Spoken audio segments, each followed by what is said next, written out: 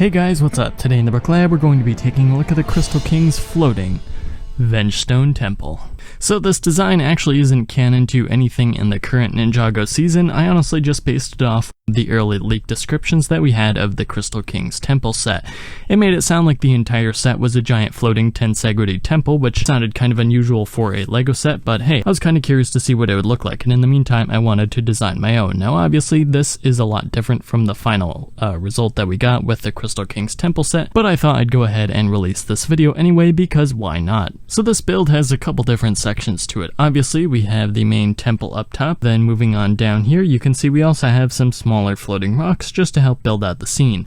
And then on the bottom we have the base that it's all resting on. Now unfortunately my math was just a little bit wrong since I designed this in the Bricklink Studio program instead of with real bricks, and I didn't really feel like adjusting the physics and the balance on this thing because unfortunately it's just a little bit front heavy, which means that it does have a tiny bit of a forward lean. Obviously I could correct that by adjusting the chains here or putting more weight in the back. For now I'm just going to leave it the way it is now. And then moving up to the main section of the build here, you can see the main temple itself. It's not really based on any Ninjago designs, but I kind of wanted it to have a more unique look, so I went ahead and based it on my interpretation of, the Greek temple designs.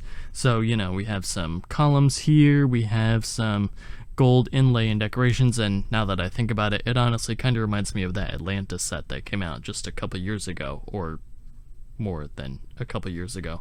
But anyway, yeah, so basically the idea was that it was kind of a crumbling, old, falling down temple, and then the ninja are traveling here to face off against the Crystal King. I feel like as far as playsets go, this probably wouldn't work very well. Most kids would probably end up knocking the whole tensegrity structure over time and time again. Now, I have to say, as a kid, I would have loved it because it does kind of make it seem like the floating rock is crumbling down, like it's being destroyed in some final battle, so I probably would have gotten a kick out of that and staged countless battles on this thing here, but that's probably besides the point. Anyway, you can see Lloyd is definitely giving it his best shot. And then moving around toward the back, you can see some of the features here. I ended up throwing in a couple pink crystals because I knew that was the color scheme for the wave, I just didn't know anything more about it beyond that. And then moving to the back here, you can see I actually put a clip in up here.